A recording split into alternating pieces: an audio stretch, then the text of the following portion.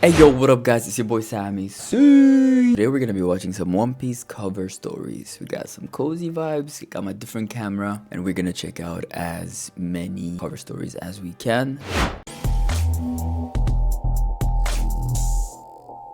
One of my moderators, DJ, has sent me this playlist. I think I can watch 10 of them. Hey Siri, put the phone on Do Not Disturb. Here we go. Here's the first one. This is the playlist that is narrated, which is good. If y'all know me, if you've been here since day one, I hate reading. That's why I'm never gonna be a manga reader. That's why the curiosity is never gonna get to me and affect me to the point that I go read a manga. I don't enjoy reading. Plus, I don't trust myself after that 4:59. So let's just sit back, relax, and enjoy these cover stories narrated. Buggy, still missing his entire body save for his head, hands, and feet, finds himself in an unknown sea, rowing for his life as a school of man-eating fish pursue his raft. Oh my god, Captain this is Gon all and the his way two back. strongest lieutenants badly beaten. The Buggy pirates are unceremoniously chased out of Orangetown by Choo-Choo and a mob of angry citizens. Having made landfall, Oh my Buggy god. immediately starts hunting the first animal he sees, an apparently defenseless chick. Finding that the chicks he planned to eat are protected by a huge parent who intends to eat him, Buggy runs This is away in terror. hilarious. A gloating Buggy sets a crude pitfall for Big Bird, who proves intelligent enough to easily uncover the trap. Big Bird successfully captures and eats Buggy only to spit him out due to his awful taste. Oh, Buggy's landing on a certain island attracts a crowd of bizarre animals. And an oh, even this more is the bizarre treasure man. guy. While the other rare animals look on, Buggy and Gaemon come to blows, detachable hands against a loaded pistol. Fascinated by each other's bizarre physiques, Buggy and Gaemon become Where's friends. the rest of his body? As night falls, they party with all the animals of the island, feasting on fruit and handmade liquor. On the following day, Gaemon helped Buggy build a new raft. Parting on good terms, Buggy once again casts into the unknown. Buggy finds his raft attacked and scuttled by a giant crab. A female pirate in a hard boat drives off the crab with her pistol, saving Buggy.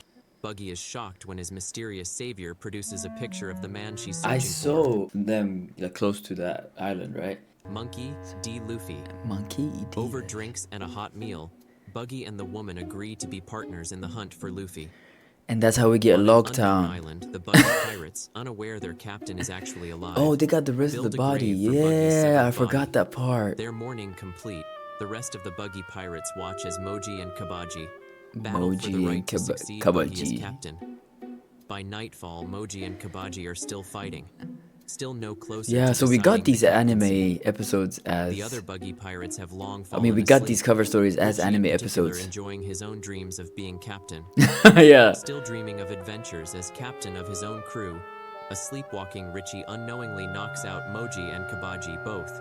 At daybreak, while Moji and Kabaji lie beaten, a triumphant, if confused Richie is declared the new captain, complete with his own Jolly Roger. The newly minted Richie pirates run into a pack of heavily armed natives. Richie leads his new crew into a quick, brutal defeat at the hands of the Kumite tribe. Buggy and his new ally spot a familiar ship docked beside a certain island. Venturing onto Kumite Island, Buggy and his new ally find Buggy's grave, and Moji and Kabaji, still beaten senseless, lying right beside it. To their horror, the Richie pirates Yeah, I remember discover that seeing the this. We Kumite had tribe are- episodes. While the Kumite tribe continues stewing Richie and the other pirates, a few curious tribesmen untie the last member of the crew, Buggy's severed torso and limbs. Still severed but no longer mindless, Buggy's remaining body starts attacking the Kumite tribe. Luckily, the chaos jars the rest of his crew free of the cannibals' cooking pot. As the Kumite But tribe shouldn't his body get attracted or just get pulled towards his feet? That's what they explain in Impel Down. Or at a certain distance, it doesn't apply anymore. rejoice at the four figures standing atop a nearby hill. Even if they were tied, they Buggy should have makes his been grand reappearance, his body restored at able to be last. pulled. By his side are his new partner, Moji and Kabaji. Restored to his former glory, Buggy stands tall with his crew and his new ally, his premature grave And crushed underfoot Arvida. and his Jolly Roger flying high. Kobe and Helmeppo work as chore boys at the 153rd Marine Branch, with Helmeppo now helpless and obedient. They progress to laundry This is duty number while grown 2. recruits practice sword techniques nearby. During lunch, Rika treats Kobe to onigiri, and Helmeppo seeks revenge on a voodoo doll of Luffy. Oh, really? Right, Kobe continues his studies in secret. Kobe and Helmeppo discover they'll serve on the ship transporting Morgan for his court-martial. Helmeppo worries about his father's fate. Carrying heavy equipment with Kobe above decks, Helmeppo suddenly breaks off as he spots something approaching the ship. What Helmeppo spotted is revealed to be the ship of a high-ranking Marine officer. Oh yeah, I remember He, watching this Kobe, as well. and everyone else above decks salutes at its approach. Per arrangement, Vice Admiral Garp I didn't know who this was Morgan's then. transport on his own ship. A With the tearful hat. Helmeppo tries to approach his shackled father, but is held back by Kobe. Morgan suddenly attacks Vice Admiral Garp and seems to deal a fatal blow. While Kobe and Helmeppo scream in terror, Garp's aide leaps into action.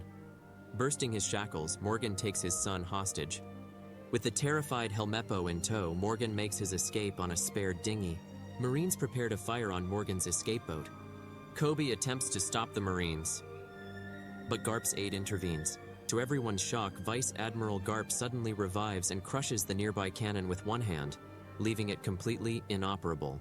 Summoning his own courage for the first time, Helmeppo not only defies but outright disowns his father. Flabbergasting all the other Marines, Vice Admiral Garp admits he'd fallen asleep on the job and had not even noticed Morgan's attack. His son gone, the fugitive Morgan sails on alone. Kobe and Helmeppo, along with their unit, bow and apologize to Vice Admiral Garp for their insubordination and failure to capture Morgan.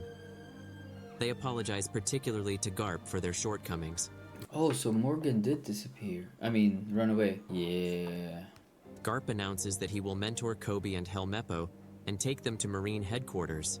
Garp's ship heads back to Marine headquarters with the promising recruits. During the day, Kobe and Helmeppo continue their menial tasks while their superiors relax.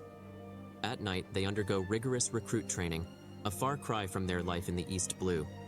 In the dead of night, Kobe and Helmeppo engage in intense swordsmanship training, pushing each other to the limit. Marines from the 153rd Branch visit Shellstown and inform Rika and Ririka about Kobe and Helmeppo's promotion, leaving Rika heartbroken. Vice Admiral Garp watches with satisfaction as Kobe and Helmeppo's training continues, knowing they have a long journey ahead to become true Marines. Yeah, what happened to Syrup Django? Powder-smudged Django comes to. Running to the coast, Django spots a familiar ship on the horizon and realizes the Black Cat pirates have abandoned him. Now crewless, Django wanders into Syrup Village for a hot meal, only to be spotted by Tamanegi. Tamanegi, Ninjin, and Piman chase Django out of Syrup Village. Django finds a boat and makes his escape, his pint-sized pursuers still cursing him from the island's shore. Django falls asleep in his boat, completely unaware of another boat, holding fellow fugitive Morgan, also asleep, passing by. Damn. True to her word, Kaya has begun pursuing her medical studies. Yes! Though no longer pirates per se, Tamanegi, Ninjin, and Piman take it upon themselves to escort her through town every day. Django arrives at Mirror Ball Island, Doing their famous for job. its dance culture. To his horror, Django finds the Marines have already tracked him to Mirror Ball Island and are showing his wanted poster to the locals. Django is about to remove his trademark glasses. What kind of eyes lie behind them? Django lowers his glasses, exposing his best-kept secret. His eyes are heart-shaped too. That is hilarious. After replacing all of his old clothes, Django happens upon Mirrorball Island's famous dance contest. Against his better judgment, Django enters Mirrorball Island's dance-off, and everyone gets down. As the dance-off approaches its finale, pink-haired dude. Django finds himself facing a worthy opponent wearing a very familiar set of brass knuckles. Django and his opponent dance themselves into a dead heat, driving all of the contest's spectators, even the Marines, completely wild.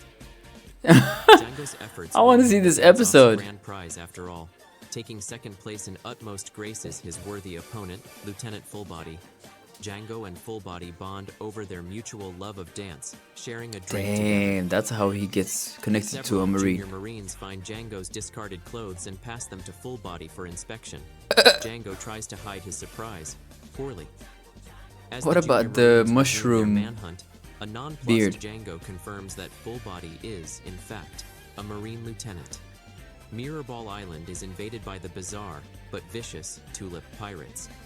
As Marines rush to put down the pirates, Django flees with all of Mirrorball Island's panicking civilians. Full Body goes into action, crushing the Tulip Pirates almost single-handedly. Wow. Okay, Having good found for a boat you. off Mirrorball Island, Django throws a parting taunt at all the Marines that remained ignorant of his real identity. To Full Body's dismay, the Tulip Pirates take a female civilian hostage.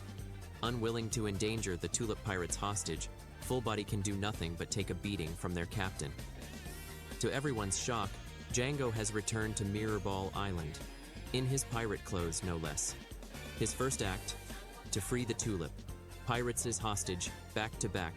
Django and Full Body beat down the Tulip. Why did he Pirates put on the together. clothes though? Django and Full Body strike a victory pose on the vanquished Tulip Pirates, a huge crowd of civilians cheering them on. Despite everything, Django is still a pirate himself, and Full Body, resigned to his duty, arrests his new ally. Before a panel of Marine Headquarters judges, Django is sentenced to death for his crimes.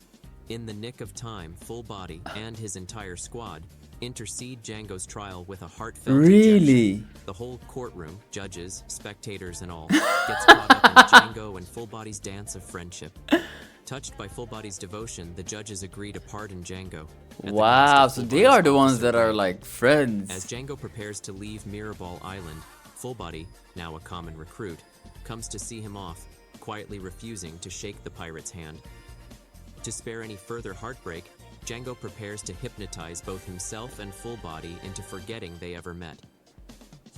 Django's and Full Body's tragic farewell comes to a crashing halt when a beautiful female Marine walks by. Yeah, leaving she's both men gorgeous. instantly smitten. Django and Full Body find a happy ending after all, as co-recruits under Captain Hina of Marine Headquarters.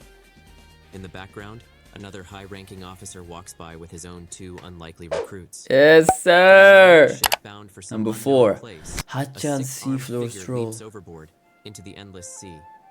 Free from his captors and, mostly, recovered from his wounds, Hachan resolves to leave his pirate days behind and roam. So this is after Arlong Park? From a marine ship bound for some unknown place, a six-armed figure leaps overboard into the endless sea. They just threw Free him from like his that? captors and, mostly, recovered from his wounds, Hachan resolves to leave his pirate days behind and roam the seafloors that are his true home. Hachan encounters a panda shark and helps remove the fishhook lodged in its snout. The grateful panda shark leads Hachan back to its den, stuffed with all sorts of items from the human world, and gifts him a shank of meat. Hachan surfaces near a tiny island and, finding a starving castaway trapped on it, hands off his meat. Now recovered enough to fish for himself, the castaway gives Hachan a ring as a parting gift.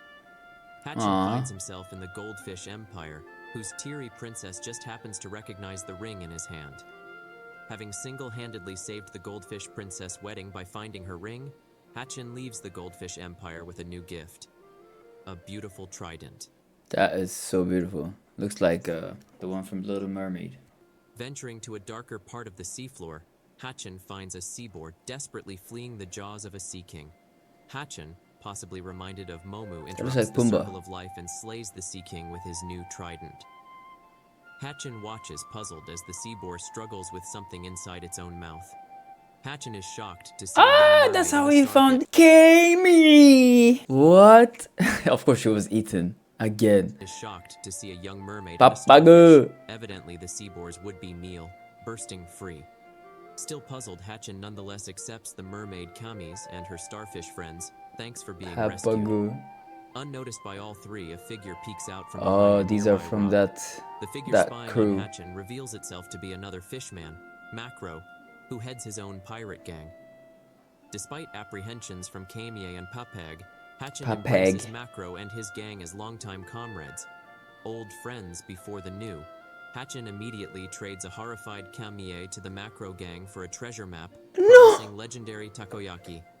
Hachan Legendary practically flies takoyaki. across the sea, dreaming of untold culinary delights at the end of his new map.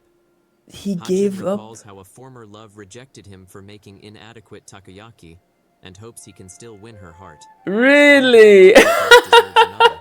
Hachan finds the legendary takoyaki recipe leads to a huge, ferocious beast.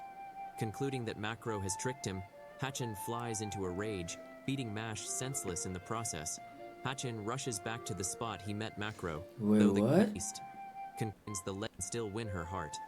One bad octopus deserves another. Hachin finds the legendary takoyaki recipe, leads to a huge, ferocious beast. Concluding that Macro has tricked him, Hachin flies into a rage, Oh beating boy. Mash senseless in the process.